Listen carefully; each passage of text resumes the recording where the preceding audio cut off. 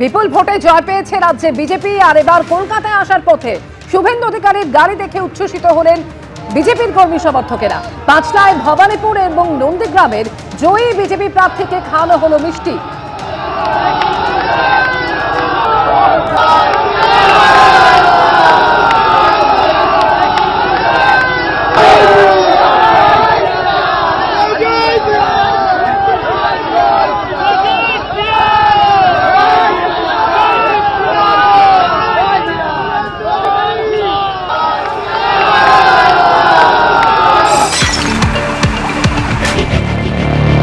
কাঁথি থেকে কোলাঘাট হয়ে এই পথ ধরেই কলকাতায় যাচ্ছেন শুভেন্দু অধিকারী এবং হাওড়ায় কার্যত পাঁচলার কাছে আমরা রয়েছি।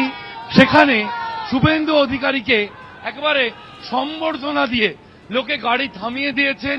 আমরা দেখতে পাচ্ছি পার্টির বিভিন্ন কর্মীরা তারা দাঁড়িয়ে সম্বর্ধনা দিচ্ছেন শুভেন্দু অধিকারীকে এবং শুভেন্দু অধিকারীকে ঘিরে যে উচ্ছ্বাস, বিজেপি কর্মীরা, বিভিন্ন জায়গার বিজেপি কর্মীরা তারা জড়ো হয়েছেন এবং তারা সম্বর্ধনা জানাচ্ছেন শুভেন্দু অধিকারীকে। জয় শ্রীরামের ধ্বনিতে দেখা যাচ্ছে এই জাতীয় সড়কে কার্যত একটা লেন অবরুদ্ধ।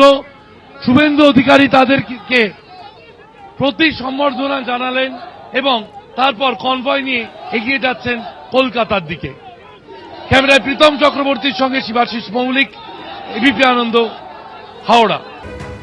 ফাইল লোপাটের আশঙ্কা এবং তা নিয়ে কড়া নির্দেশ মুখ্য সচিবের। আর এরপরই চাঞ্চল্যকর অভিযোগ করলেন ভাস্কর ঘোষ। স্বাস্থ্য ভবন থেকে সচিব নারায়ণ শরৎ নিগমের নেতৃত্বে ফাইল সরানোর কাজ চলছে। এখন কোভিডের সময় দুর্নীতির ফাইল লোপাট হচ্ছে, এমনই অভিযোগ করেছেন সংগ্রামী যৌথ মঞ্চের আহ্বায়ক ভাস্কর ঘোষ।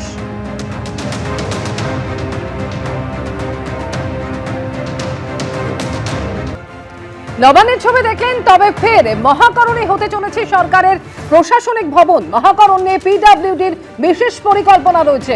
বর্তমানে মহাকরণে কোন জায়গা থেকে সরকার চালানো যায়, কোন জায়গায় বসতে পারেন মুখ্যমন্ত্রী সহ মন্ত্রীরা, তা নিয়ে একটি বিকল্প পরিকল্পনা তৈরি করেছে পিডব্লিউডি, এমনই খবর সূত্রের।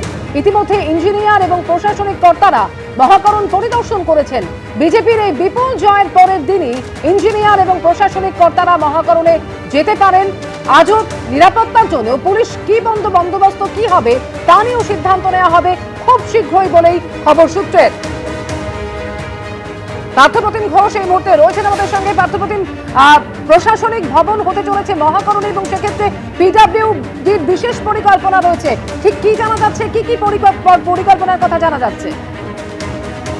দেখো, যে বিষয়ে জানা যাচ্ছে যে আবারও কিন্তু মহাকরণ হতে চলেছে রাজ্য সরকারের প্রশাসনিক দপ্তর এবং তার জন্য ইতিমধ্যে পিডব্লিউডি তারা পরিকল্পনা তৈরিও করে রেখেছে এবং ইতিমধ্যে এর আগে একটা আভাসও পাওয়া গেছিল। শ্রমিক ভট্টাচার্য তিনি কিন্তু জানিয়েছিলেন যে তারা নবান্নে নয়, মহাকরণ থেকে কিন্তু প্রশাসন সেটা চালাতে চায়, তারা হেডকোয়ার্টার করতে চান এবং ইতিমধ্যে পিডব্লিউডি তারা দুটো পরিকল্পনা প্ল্যান কিন্তু তারা করে রেখেছে, প্ল্যান এ এবং প্ল্যান বি।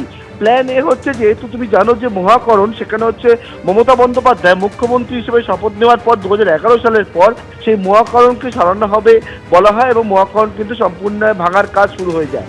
কিন্তু তার পরবর্তীকালে যে জায়গায় নির্মাণ কাজ ইতিমধ্যে সম্পন্ন হয়েছে সেখান থেকে প্ল্যান বি পরিকল্পনা করে প্রায় 28টা ঘর ইতিমধ্যে প্রস্তুত করা হয়েছে বলে জানা যাচ্ছে।